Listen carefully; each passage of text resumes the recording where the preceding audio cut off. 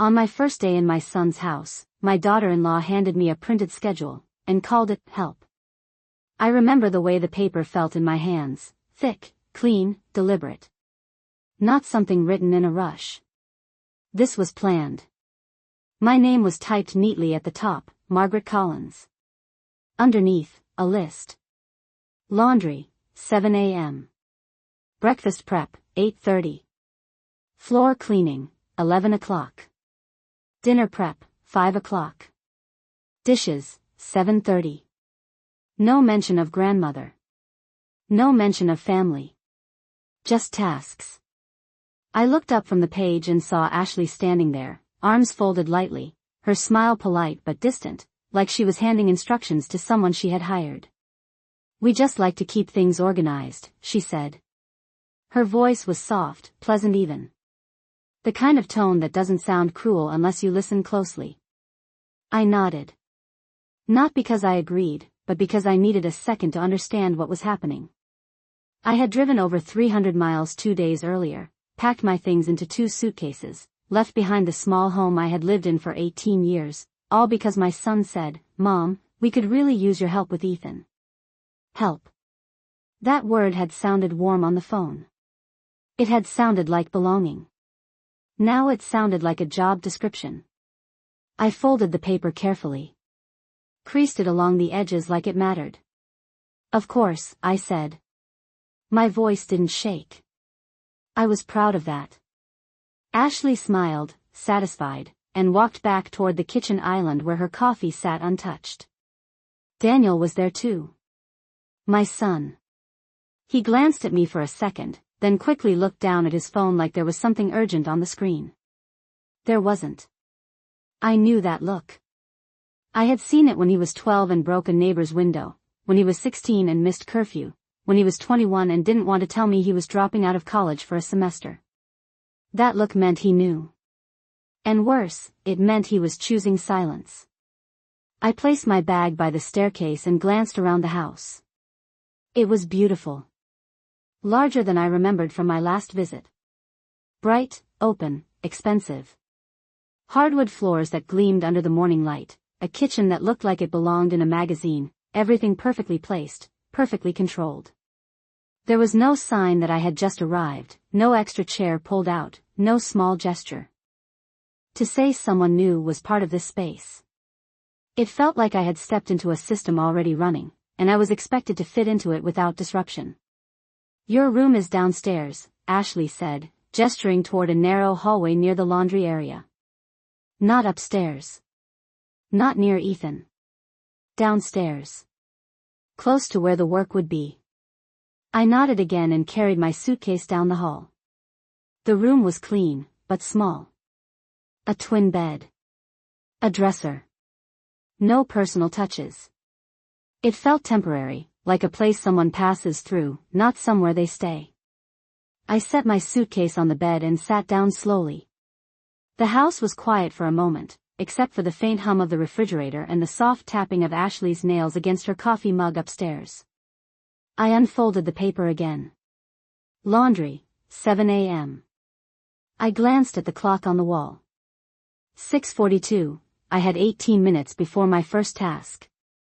I let out a slow breath, not loud enough for anyone to hear. I wasn't angry. Not yet. Anger requires clarity, and right now, everything felt slightly blurred, like I was watching my own life from a few steps away. I stood up, smoothed my sweater, and walked back upstairs. Ethan was sitting at the kitchen table, swinging his legs under the chair, a bowl of cereal in front of him. His eyes lit up when he saw me. "Grandma," he said, jumping down and wrapping his small arms around my waist. That word. Grandma. It landed differently than everything else in that house. I placed my hand gently on his back. "Good morning, sweetheart," I said. His hug was warm, real, uncalculated. For a moment, it reminded me why I came. Ashley glanced over. "Ethan, finish your breakfast," she said lightly. Not harsh. Just enough to redirect him. He let go and went back to his chair. I moved toward the sink, automatically reaching for a dishcloth. Old habits. Years of taking care of others had trained my hands before my mind had time to catch up. As I wiped the counter, I noticed the paper again, this time, taped neatly to the refrigerator. Centered. Visible. Permanent. Not a suggestion. A system. I stared at it for a second longer than I should have. Ashley noticed. It just helps keep everything running smoothly, she said, taking a sip of her coffee. With everyone. Contributing. Everyone. I looked around the kitchen. Daniel was still on his phone. Ashley hadn't moved. Ethan was eating cereal. And I was the only one standing. I nodded again. That seemed to be what was expected of me. But something quiet had already started shifting inside me. Not loud. Not dramatic. Just a small, steady awareness settling into place. I finished wiping the counter and hung the cloth back exactly where I found it. Then I walked to the refrigerator, peeled the corner of the paper slightly, and pressed it back down. Not removing it. Not yet. Just feeling its weight, its presence, its intention. Because if they had taken the time to plan this, then I would take the time to understand it. And I had always been very, very patient. I woke up before the alarm I had set on my phone even had a chance to ring. The house was still dark, the kind of quiet that feels borrowed, like it does not really belong to you.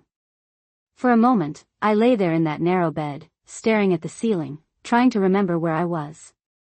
Then I heard it again, faint but steady, the hum of the refrigerator upstairs, and it all came back. The schedule. The paper on the fridge. The way my name looked printed like that. I sat up slowly and reached for my glasses on the nightstand. 6:32 in the morning. I had 28 minutes before the first line on that paper expected me to begin. Laundry at 7. I swung my legs over the side of the bed and placed my feet on the cold floor. Even that felt like a small reminder. This was not my home. Not really. I folded my blanket carefully, smoothing it out like I always had, even when no one was watching. Old habits stay with you. They do not ask for permission. When I stepped into the hallway, the air felt cooler than I expected. The kind of cool that settles in houses that are well controlled, well maintained, everything set to a system. I moved quietly, not because anyone asked me to, but because it felt like the right thing to do. The laundry room was just a few steps away from my door. I turned on the light and stood there for a second, looking at the machines. New. Stainless steel. The kind with more buttons than I knew what to do with. I ran my fingers along the edge of the washer and then opened the lid slowly. Empty. Of course it was empty. The schedule had not mentioned where the laundry would come from. It had only listed the task. I waited there for a moment, listening. Upstairs, I could hear faint movement. Cabinets opening. A coffee machine starting. Ashley was awake. I closed the washer and made my way upstairs. The kitchen lights were on now, bright and clean. Ashley stood at the counter in a soft robe, her hair pulled back neatly, her coffee already poured into a tall white mug. She glanced at me, then at the clock on the wall. 6:45. Good morning, she said, her tone light, almost cheerful. I nodded. Good morning. I hesitated for a second before speaking again. Where would you like me to find the laundry? It felt strange asking that. Like I needed instructions for something I had done my entire life. Ashley took a sip of her coffee and set the mug down carefully. Oh, I sorted everything last night, she said. It is in the baskets by the back door. I followed her gaze and saw them.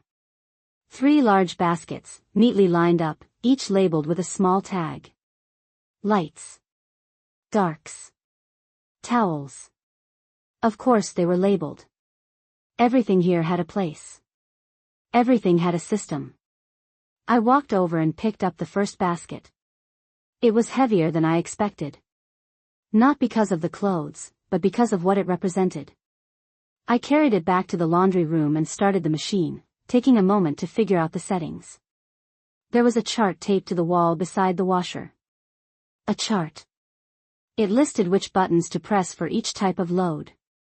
Someone had taken the time to write that out. To make sure there was no confusion. To make sure I would follow it exactly.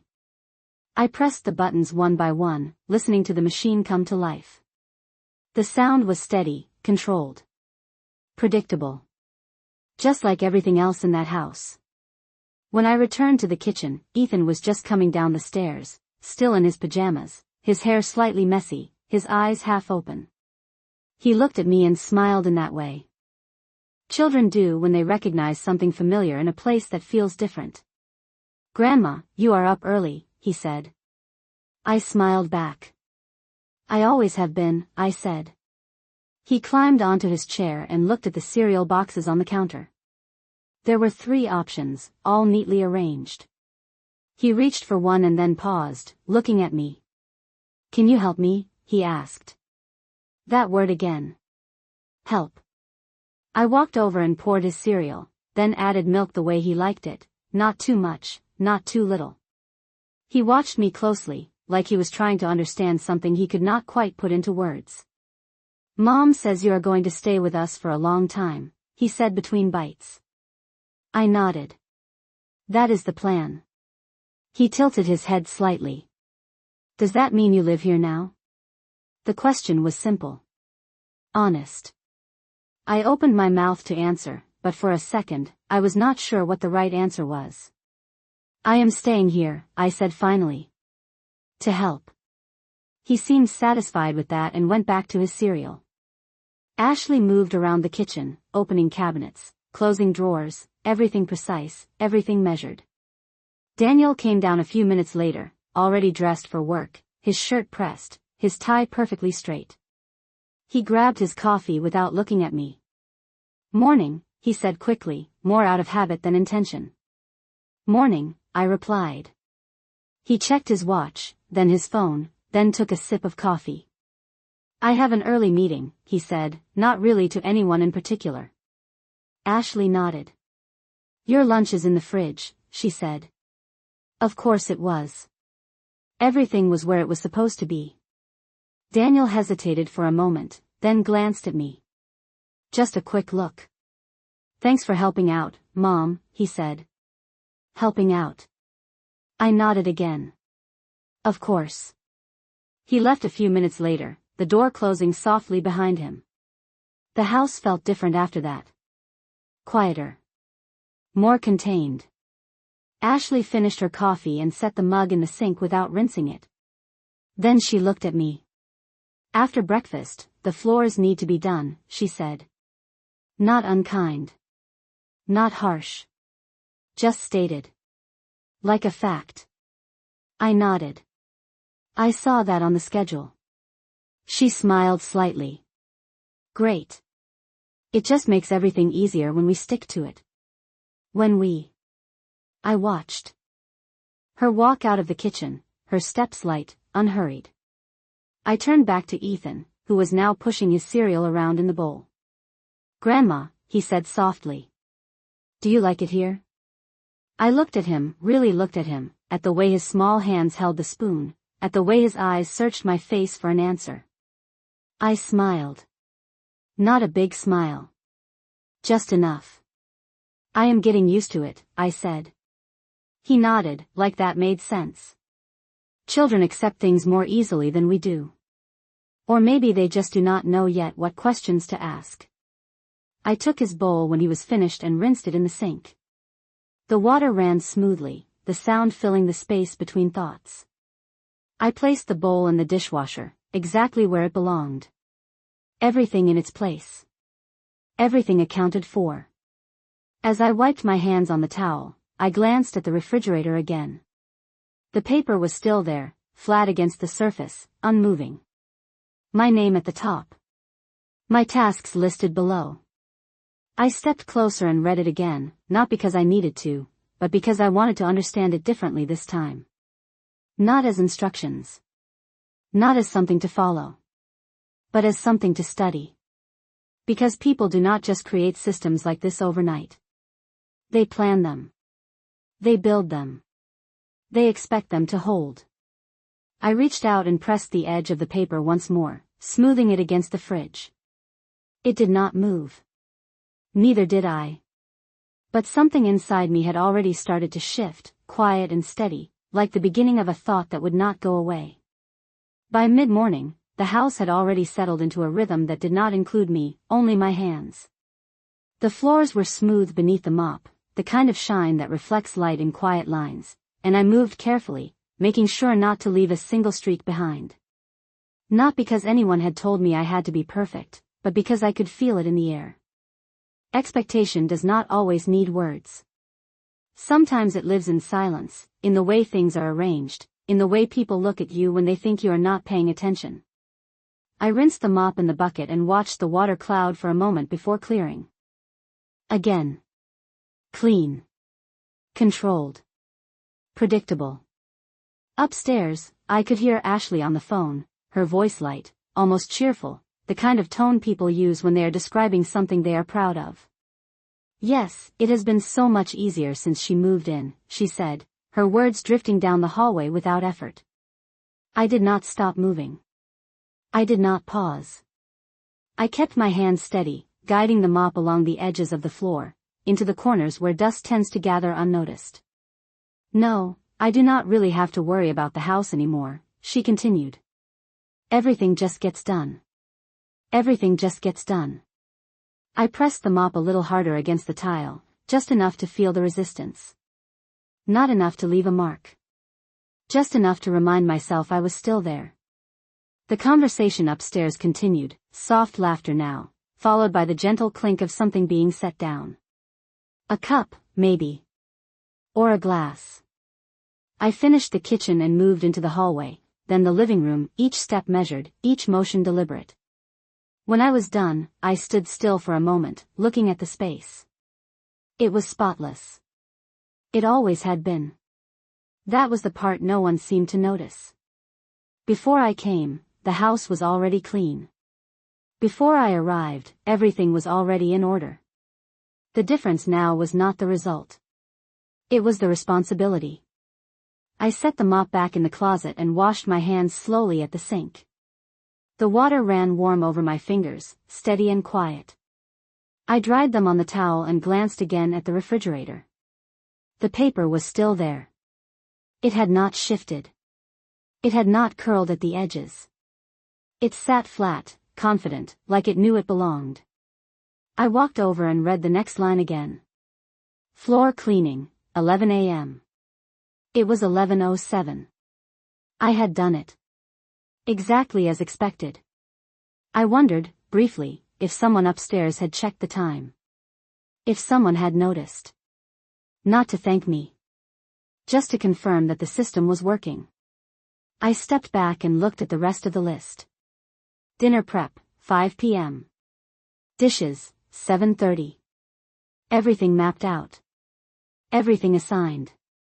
Everything accounted for. Except one thing. Me. Not my time. Not my place. Not my voice. Just my function. Ethan's laughter pulled me out of that thought. He was in the living room now, sitting on the floor with a small set of building blocks, stacking them carefully, one on top of the other. I walked over and sat down beside him, lowering myself slowly onto the carpet. What are you building? I asked. He did not look up at first. A house, he said, placing another block on top. For everyone. I watched him for a moment. The structure was simple, uneven in places, but steady enough to stand. Where does Grandma go? I asked gently. He paused, his hand hovering over the blocks, then pointed to a small space near the back. Here, he said. This is your room. I looked at the space. It was smaller than the others. Tucked away. Separate, but still part of the structure. I smiled. That looks just about right, I said. He nodded, satisfied, and added another block. From the kitchen, I heard Ashley's footsteps approaching. Light, measured, consistent. She stopped at the edge of the living room and looked down at us. "Ethan, do not leave your toys out like that," she said, her tone calm but firm. "You know the rules." He looked up at her, then at me, then slowly began to gather the blocks into a pile. "I will clean it up," I said quietly. Ashley's gaze shifted to me for a brief second. Not surprised. Not grateful. Just acknowledging. "Thank you," she said, already turning away. I watched her walk back toward the kitchen, her steps as precise as everything else in that house. Ethan handed me one of the blocks before placing the rest in the bin. "You are always cleaning," he said softly. I held the block in my hand for a moment before setting it down. "Sometimes that is what people need," I said. He frowned slightly, like he was trying to understand something bigger than the words themselves. "But you are my grandma," he said. Not a question. A statement. I nodded. "Yes, I am." He seemed to accept that and carried the bin to the corner, placing it exactly where it belonged. I stood up slowly and brushed my hands against my skirt. The house was quiet again. The kind of quiet that does not invite conversation. The kind that expects things to remain exactly as they are. I walked back to the kitchen and stood in front of the refrigerator one more time. My name was still there at the top of that paper. Margaret Collins. Beneath it, the schedule. The system. The expectation. I reached out and touched the edge again, not to remove it, not to change it, but to feel it. Because the more I looked at it, the more I understood something simple. This was never about helping. It was about replacing. Not a grandmother.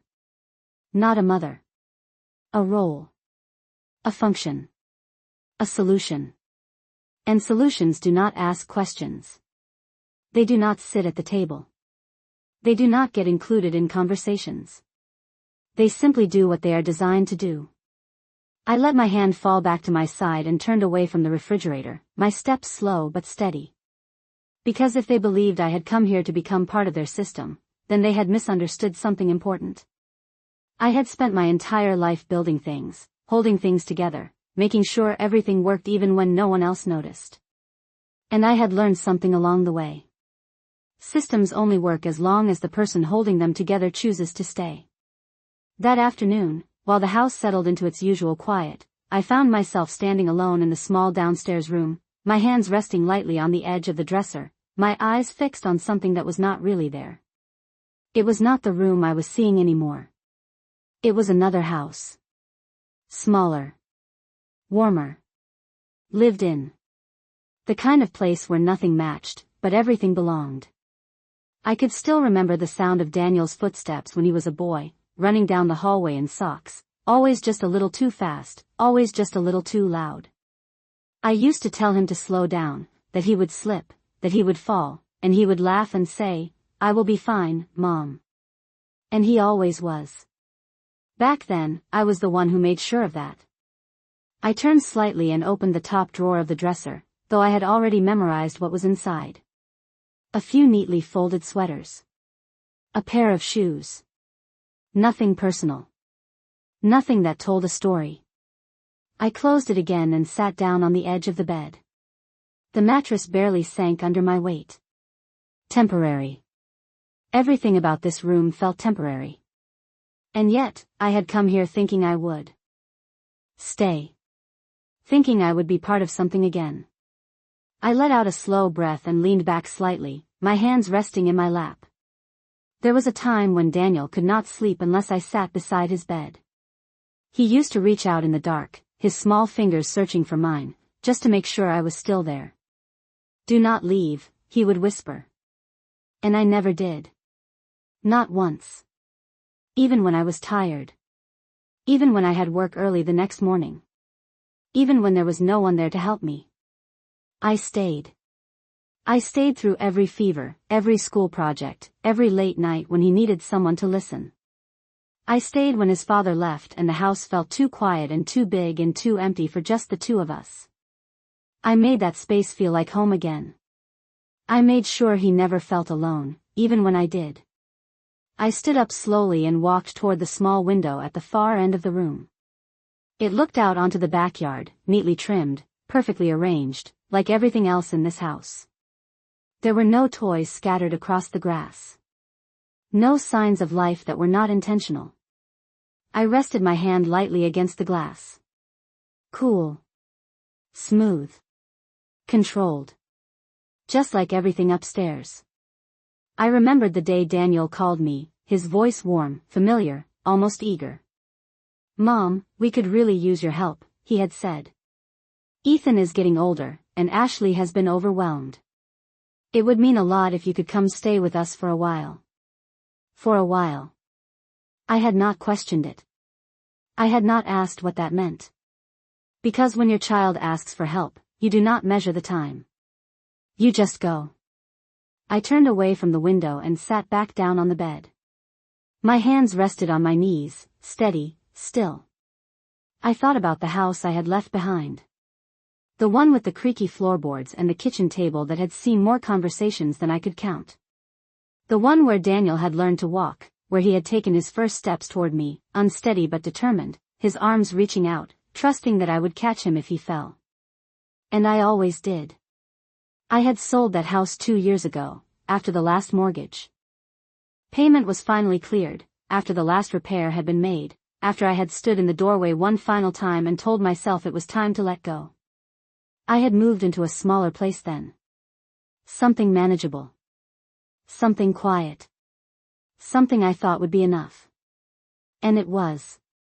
Until the phone call came. Until the word help changed its meaning. I leaned forward slightly and placed my hands flat against the bed. The fabric was smooth, untouched. No history. No memory. Just a place to rest. I could hear movement upstairs again. Cabinets opening. Footsteps crossing the floor. The house was alive, but not with me. Around me. Above me. Separate. I stood up again and walked toward the door, pausing just before stepping out into the hallway. For a moment, I stayed there, listening. Not to the sounds, but to the spaces between them. That was where the truth usually lived. In the pauses. In the things people did not say. In the moments when no one thought they needed to explain themselves. I stepped into the hallway and made my way back upstairs. The kitchen looked exactly as I had left it. Clean. Ordered. Controlled. The paper on the refrigerator was still there, unchanged, unmoved, like it had always been there and always would be. I walked over to it slowly, my eyes moving across the lines again. Laundry. Floors. Dinner. Dishes. A list of tasks. A map of expectations. A quiet declaration of who I was supposed to be in this house. I reached out and pressed my fingers lightly against the paper, feeling its firmness, its certainty. Then I let my hand fall away. Because as clearly as I could see what they had planned for me, I could also see something else. Something they had not planned for at all. They had not planned for memory. They had not planned for history. They had not planned for the fact that before this house, before this schedule, before this version of my life, there had been another one. One where I was not a role to be assigned or a task to be completed. One where I built something from nothing and held it together with nothing but time and patience and love. And if there was one thing I had learned from all those years, it was this. You do not give everything you are just to become something smaller. I turned away from the refrigerator and moved toward the sink, my steps steady, my breathing even. The house continued around me, unchanged, unaware. But something inside me had shifted again. Not loud. Not visible. Just enough. Enough to remind me that I had not come here empty. And I was not as replaceable as they believed. The shift did not happen all at once. It never does. It started with something small, almost invisible, the kind of moment most people would overlook. That evening, just before 5, I stood in the kitchen with the refrigerator open, looking at the ingredients laid out in careful rows, everything labeled, everything prepared in advance. Ashley had left a note this time, a small one taped beside the schedule, written in neat, controlled handwriting. Chicken breast is for dinner. Please season lightly. No butter. Please.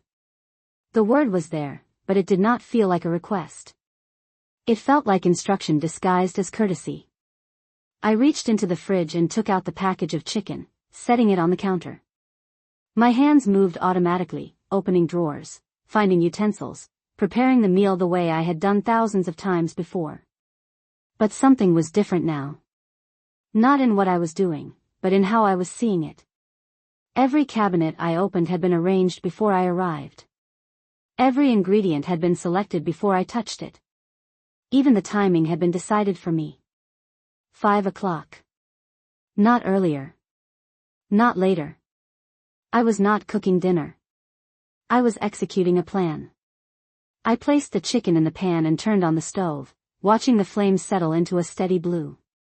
The sound filled the quiet space, a soft reminder that something was happening, even if no one was watching.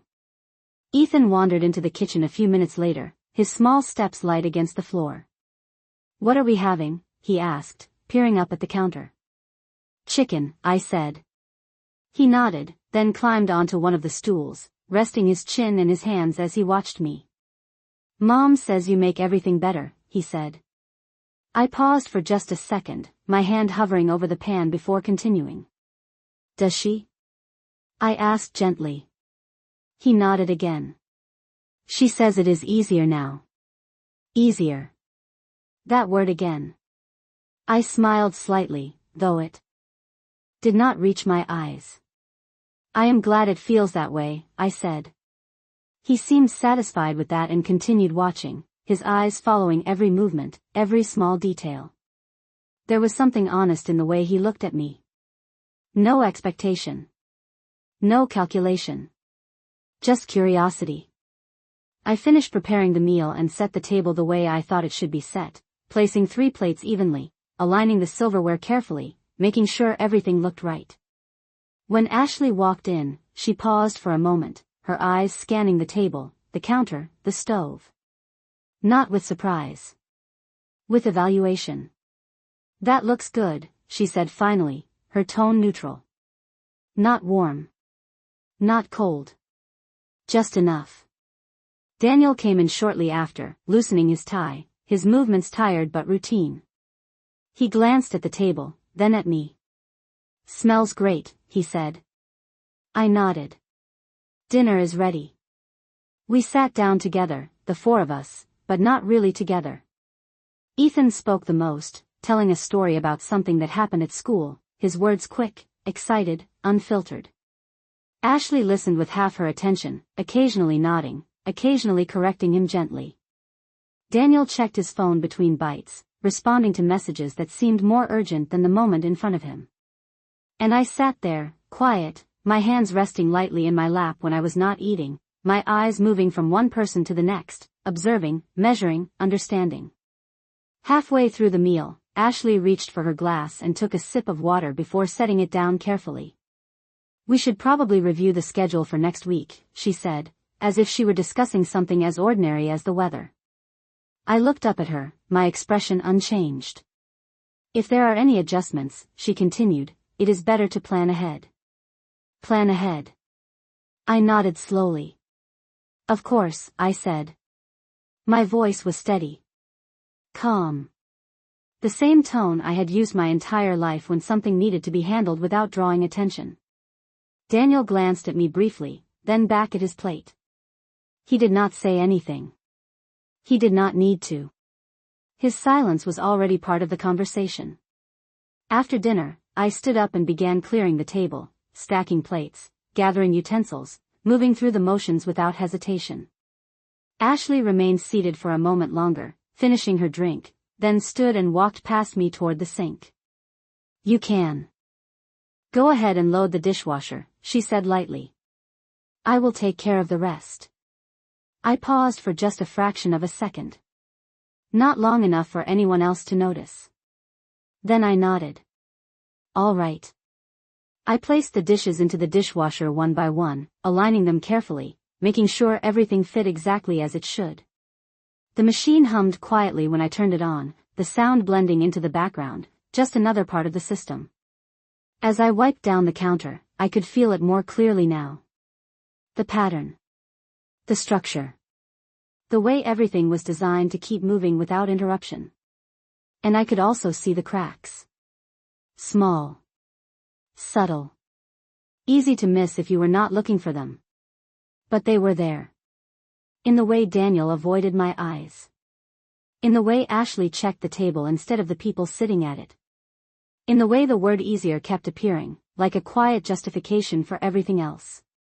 I dried my hands and looked toward the refrigerator again. The schedule was still there, unchanged, confident, certain. But for the first time, I did not see it as something fixed.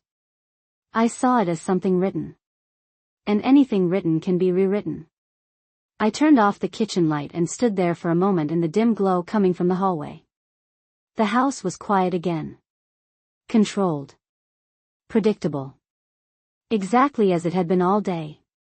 But inside me, something had shifted again. Not anger. Not yet. Something quieter. Sharper. The kind of clarity that comes when you finally understand not just what is happening, but why. I walked back toward the hallway, my steps slow, measured, deliberate. Because I was no longer trying to fit into their system. I was starting to see how it worked. And once you understand how something works, you also understand how easily it can change. The next morning, I did not wake up early because of the schedule. I woke up early because I wanted to. There is a difference, even if it looks the same from the outside. The house was still quiet, wrapped in that familiar stillness that seemed to exist only before everyone else began their day. I sat on the edge of the bed for a moment, my hands resting lightly on my knees, and allowed myself to think clearly. Not about what needed to be done, but about what I had already seen. Patterns do not reveal themselves all at once. They repeat. They echo. And if you are patient enough, they begin to explain everything without saying a word. I stood up slowly and walked toward the small desk in the corner of the room. It had been empty since I arrived, just a surface with no purpose. I opened my bag and took out a small notebook, one I had carried with me for years but rarely used. The cover was worn, the edges softened with time. I placed it on the desk and opened it to the first blank page. For a moment, I just looked at it. Then I picked up a pen and began to write. Not emotions. Not complaints. Just facts. Laundry at 7. Floors at 11. Dinner at 5. Dishes at 7:30. I wrote each line exactly as it appeared on the schedule upstairs. Then I added something else. Time spent. Effort required. Who benefits? I did not rush. I did not skip anything. I wrote it all down, carefully, clearly, the way I used to organize Daniel's school forms when he was younger, making sure nothing was missed, nothing forgotten. When I finished, I closed the notebook and placed it back on the desk. The house was still quiet, but I could feel the shift already. Not in the air. In me. I moved upstairs at my usual time, not because I was following the schedule, but because I was choosing to follow it. There is a difference in that too. The kitchen looked the same as it always did. Clean. Ordered. Predictable. The paper on the refrigerator remained exactly where it had been, unchanged, confident in its place. I walked past it without stopping this time and went directly to the coffee maker. I prepared a cup for myself, something I had not done the previous days. I had waited before. Observed. Adjusted. But today, I poured my own coffee first. The small action felt larger than it should have. Not because it changed anything for them. But because it changed something for me. Ashley came down a few minutes later, her steps light, her expression neutral as always. She paused when she saw me standing there, a cup in my hand. Not surprised. Just noticing. Good morning, she said. Good morning, I replied. I took a sip of the coffee, letting the warmth settle in slowly. She glanced at the refrigerator, then at the clock. 6:58. 2 minutes before the first task. Her eyes flicked back to me briefly, then away. Laundry is already sorted, she said, her tone the same as always. I saw that, I replied. My voice was calm. Steady. Not defensive. Not obedient. Just clear. I set the cup down and walked toward the back door, lifting the basket exactly as I had done the day before. But this time, I noticed something else. A small envelope placed on the counter near the door. It had not been there yesterday. I picked it up, turning it slightly in my hand. No name. No label. Just placed there. Ashley's voice came from behind me. That is just some paperwork Daniel brought home, she said quickly. Too quickly. I nodded and set it back down without opening it. Of course, I said. But I had already seen enough. The edges of the envelope were slightly worn, like it had been handled more than once. Important enough to move. Not important enough to explain. I carried the laundry downstairs and started the machine, pressing the buttons with the same precision as before. The routine had not changed. But my awareness had. When I returned upstairs, Ethan was already at the table, his cereal untouched, his eyes fixed on something in front of him. Grandma, he said when he saw me. Mom says we might have a party this weekend. I paused for a moment. A party? I asked. He nodded. She said people are coming over. A lot of people. I glanced toward Ashley, who was now moving around the kitchen, her movements slightly quicker than usual. Planning. Preparing. Expanding the system. That sounds nice, I said. Ethan smiled. Will you sit with us? He asked. The question hung in the air for just a second longer than it should have. I looked at him, then at the table, then at the space where I had sat the night before. Not quite included. Not quite excluded. Just present. We will see, I said gently. He nodded, accepting the answer without fully understanding it. Ashley turned toward us, her expression composed. We will need to make sure everything is ready, she said, not directly to me, but not to me either. It has to look right. Look right. I nodded slowly. Of course, I said. Because now I understood something else. This was not just about the house. Not just about the tasks. It was about appearances. About control. About presenting something to the outside world that needed to be maintained at all costs. And I had been placed inside that presentation, not as a person, but as part of the structure. I finished my coffee and set the cup in the sink. As I turned to walk away, my eyes moved briefly to the counter again. The envelope was still there. Unopened. Waiting. I did not need to read it to understand its importance. Not yet. Some things reveal themselves in time. I walked toward the refrigerator and stopped for the first time that morning. The schedule looked exactly the same. But I did not read it the way I had before. I did not see instructions. I saw leverage. Because every system depends on consistency. On predictability. On the quiet assumption that everything will continue exactly as it has. I reached out and adjusted the edge of the paper slightly, just enough to move it a fraction of an inch. Not enough for anyone else to notice. Just enough for me to know it could be moved. Then I let my hand fall back to my side and turned away. The house continued around me, unchanged, unaware. But I was no longer simply part of it. I was beginning to understand it.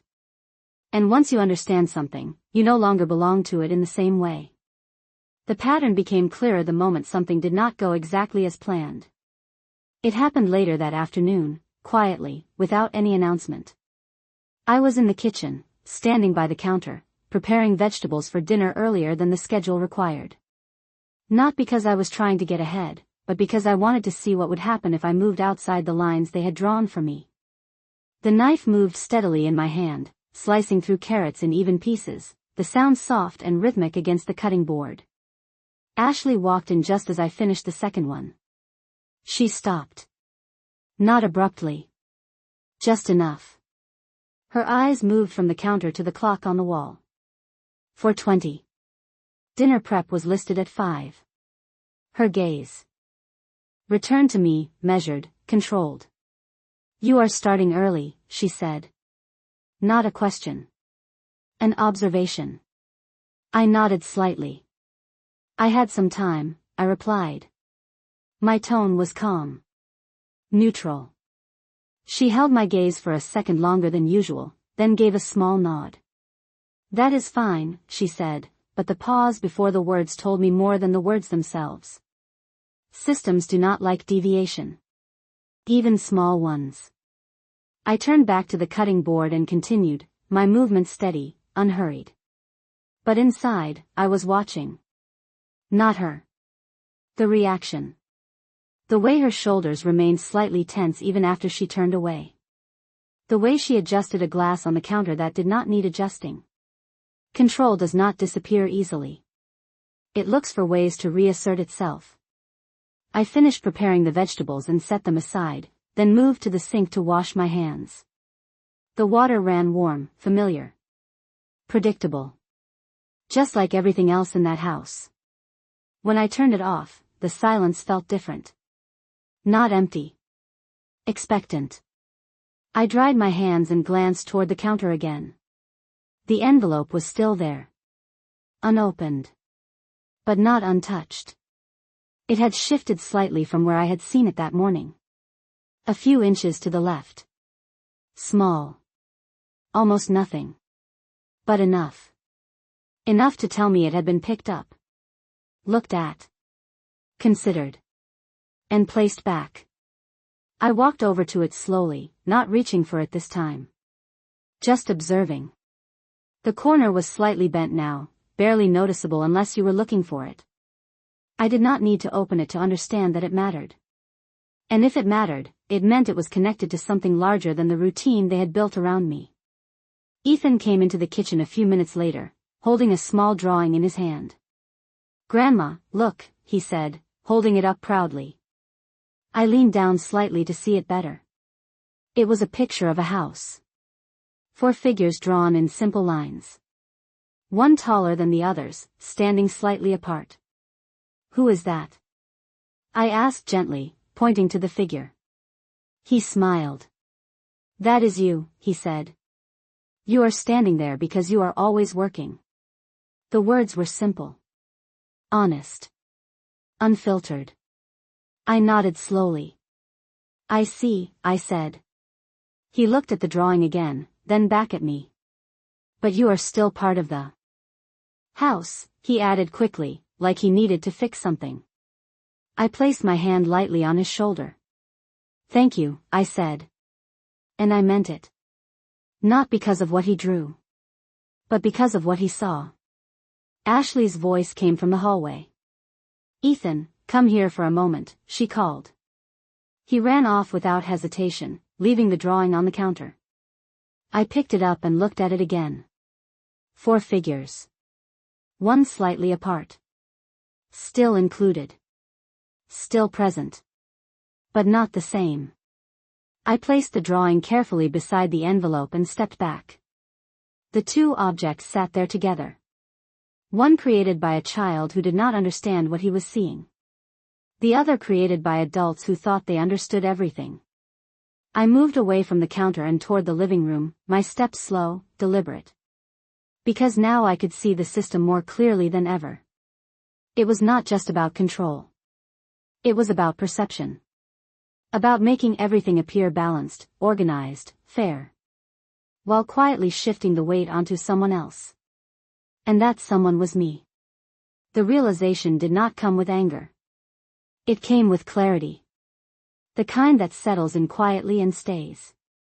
I sat down on the edge of the couch and let my hands rest in my lap. From where I was sitting, I could see the kitchen, the counter, the envelope, the drawing. 2 pieces of truth placed side by side. One innocent. One intentional. And both telling the same story in different ways. Footsteps approached again. Daniel this time. He walked into the room, loosening his tie, his expression tired but distant. He glanced at me briefly, then at the television remote, then back at me. "Everything okay?" he asked. The question sounded automatic.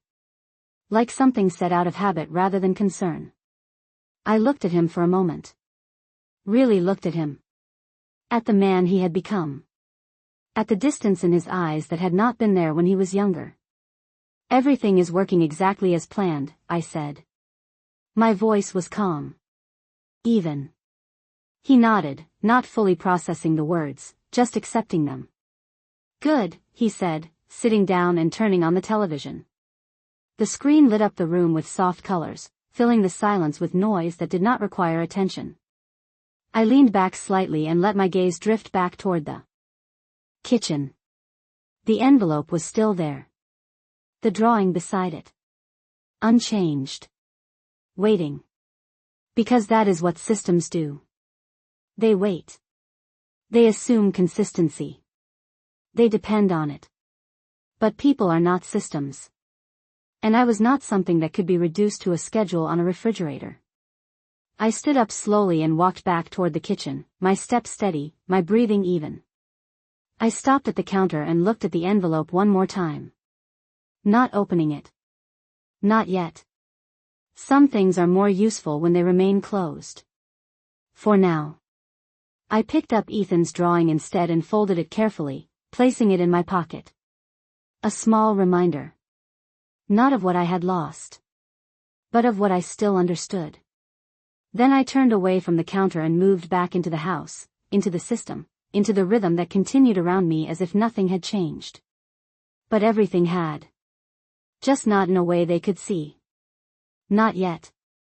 The house began to change in small ways as the week moved forward, not because anything had been said, but because something unspoken had shifted beneath the surface. I noticed it first in the way Ashley checked the refrigerator more often, her eyes moving over the schedule as if confirming it was still intact, still in control. The paper had not moved since I adjusted it that morning, but the awareness of its movement lingered. Control, once questioned, does not return to its original form. It becomes cautious. Observant. I moved through the kitchen that afternoon with the same steady rhythm, preparing what was needed, completing each task without hesitation. But I was no longer simply following. I was observing how each action fit into something larger. Dinner was quieter than usual. Not tense. Just measured. Daniel spoke less. Ashley filled the silence with small comments about the weekend, about the party she was planning, about the details that needed to be perfect. "Everything has to look effortless," she said at one point, adjusting a napkin that was already aligned. Effortless. I nodded slightly, though my hands continued their work without pause. Because I understood now. Effortless does not mean without effort. It means someone else is carrying it. After dinner, I did not move immediately to clear the table. I stayed seated for a moment longer than usual, my hands resting lightly in my lap. Not long enough to be called out. Just long enough to be noticed. Ashley's eyes flicked toward me, then to the plates, then back again. A pause. A calculation. Then she stood up and began gathering dishes herself. "I will take these," she said lightly. I nodded. "Thank you," I replied. My voice was calm. Neutral. But something had shifted. Not in the action. In the expectation. I stood up a few seconds later and joined her, picking up the remaining plates, moving beside her rather than behind her. Not replacing. Not waiting. Just present. She did not say anything. But I could feel the adjustment. Small.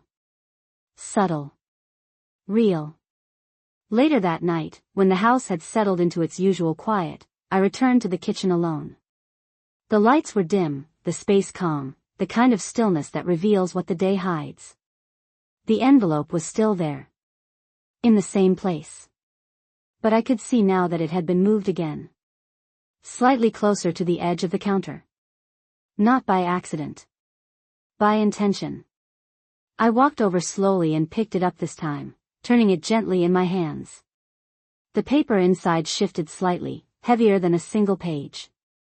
I did not open it immediately. Instead, I stood there for a moment, feeling the weight of it, understanding that whatever was inside had already shaped the way things were unfolding around me. Then, carefully, I opened it. The documents inside were neatly stacked, printed on thick white paper. I recognized the format immediately. Legal. Structured. Intentional. My eyes moved across the first page slowly, taking in each word, each line, each detail. Property. Ownership. Trust. My name appeared there. Not at the top. Not as the primary. But present. Connected. Significant. I turned the page. Then another. Each one adding clarity to what I had already begun to understand. This house. This system. This carefully constructed life they were presenting. It was not as simple as it appeared. It was built on something older. Something I had been part of long before I stepped into this kitchen with a schedule in my hand. I closed the folder gently and placed it back on the counter, exactly where I had found it. Not hiding it. Not changing it. Just returning it. Because knowledge does not need to be announced. It only needs to be understood. I stood there. For a moment longer, my hands resting lightly against the edge of the counter, my eyes moving once more to the refrigerator. The schedule was still there. Unchanged. Confident. But I no longer saw it as something that defined my place. I saw it as something that revealed theirs. The need to control. The need to organize. The need to shape everything into something manageable. Even people. Especially people. I reached into my pocket and took out Ethan's drawing, unfolding it carefully. 4 figures.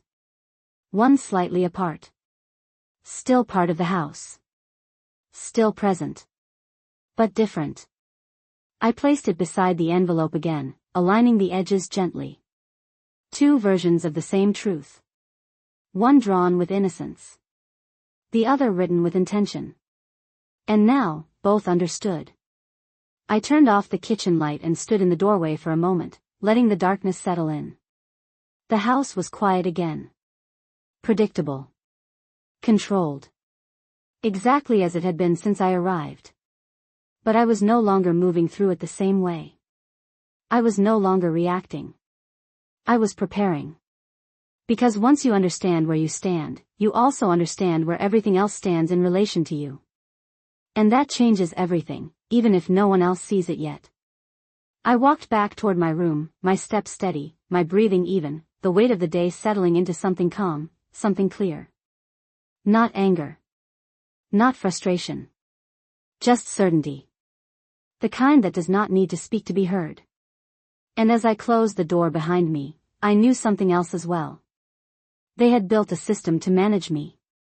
But they had built it on something they did not fully understand. And that was where their control ended. The morning of the party arrived with a kind of quiet precision that did not need to be announced. The house felt different before anyone even spoke. Not louder. Not busier. Just tighter, like everything had been pulled into place and was waiting to be seen. I woke up before the sun had fully settled over the backyard, the light filtering through the small window in my room in soft, controlled lines. For a moment, I stayed still, letting the silence stretch just long enough for me to feel it completely. Then I sat up, my movements slow, deliberate, already knowing that today was not going to follow the schedule. The way the other days had. Not because it would be abandoned. But because it would be expanded. I dressed carefully, choosing something simple but presentable, smoothing the fabric with my hands the way I always had, making sure everything sat exactly where it should. Not for them. For myself. When I stepped upstairs, the kitchen was already awake. Ashley stood at the counter, moving quickly but precisely, arranging platters, adjusting placements, checking details that most people would not notice but that mattered deeply to her. The schedule was still on the refrigerator, but it had been joined by something else. A second sheet of paper, printed in the same neat font. Party prep. Times. Tasks. Expectations. My eyes moved over it slowly, taking in each line without needing to read them twice. Everything had been accounted for. Everything had been assigned. And once again, my name appeared at the center of it. Not highlighted. Not emphasized. Just placed where it would carry the most weight. "Good morning," Ashley said without turning around. Her tone was light, but her movements did not slow. "We have a lot to get done today." I nodded. "I can see that." My voice was calm, even. She glanced over her shoulder briefly, her eyes meeting mine for just a second longer than usual, then returned to her work. "I printed an updated list," she added, gesturing toward the refrigerator. "It will help everything run smoothly." Smoothly. That word again. I walked closer, my eyes scanning the new list. Table setup. Food preparation. Cleaning rotations. Timing down to the minute. It was not just a plan. It was a performance. And I was part of the structure that would hold it together. Daniel came in a few minutes later, his sleeves already rolled up, his expression focused in a way I had not seen all week.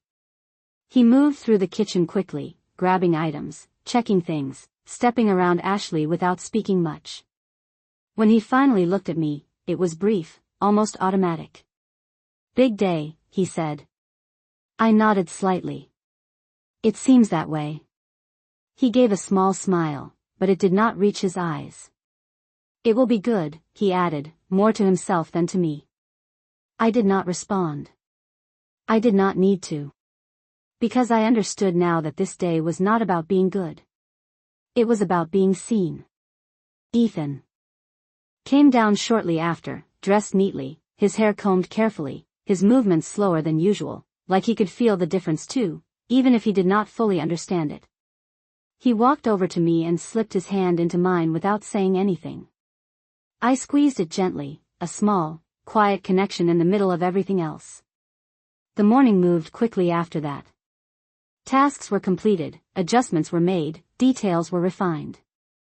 I moved through it all with the same steady rhythm I had carried all week, but this time, I was not just observing the system. I was watching how it held under pressure. How it adapted.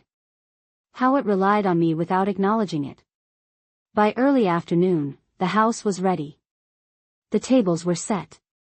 The food was arranged. The floors were spotless. Everything looked exactly the way Ashley had planned. Effortless. Controlled. Perfect. The doorbell rang for the first time just after 3. Then again. And again. Guests began to fill the house, their voices rising, their laughter spreading through the rooms, their eyes taking in everything that had been so carefully prepared. Compliments came quickly. "This looks amazing. Everything is so beautiful. You must have worked so hard." Ashley smiled, accepted each one gracefully, her tone modest, her posture relaxed. Daniel stood beside her, nodding, adding small comments, reinforcing the image they had built together. I moved through the space quietly, refilling trays, adjusting plates, making sure everything stayed exactly as it needed to be. Invisible. Essential. The way I had been all week. But this time, I noticed something else. The way Ashley's eyes moved when she thought no one was looking. The way she checked the table. The kitchen. The flow of people. And every so often, me. Not directly. Not obviously. But enough. Enough to confirm that the system was holding. That I was still where she expected me to be. Ethan stayed close to me for most of the afternoon, his small presence a steady reminder of something real in the middle of everything else. At one point, he tugged gently at my sleeve.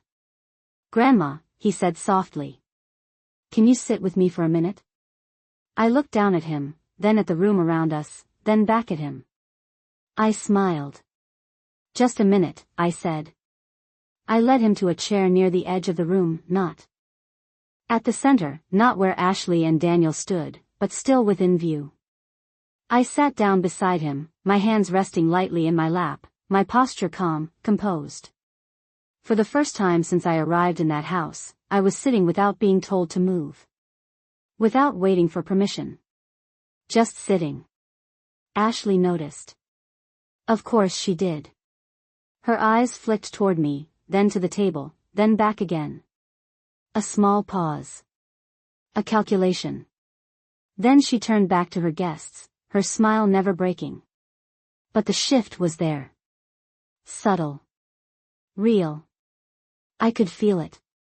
Because systems do not expect deviation. Especially not in front of an audience. I remained seated for a moment longer than necessary, then stood up slowly, returning to the kitchen, my movements unhurried, my expression unchanged. But something had already been set in motion. Not loud. Not obvious. Just enough. Enough to remind them that I was not just part of the background. I was part of the structure. And structures, when they shift, even slightly, change everything that rests on them. As the afternoon continued, the house filled with more voices, more movement, more attention. And I moved through it all the same way I had moved through everything else. Calm. Steady. Present. But no longer invisible in the way they expected. Because now, I knew exactly where I stood. And more importantly, I knew exactly where they did not.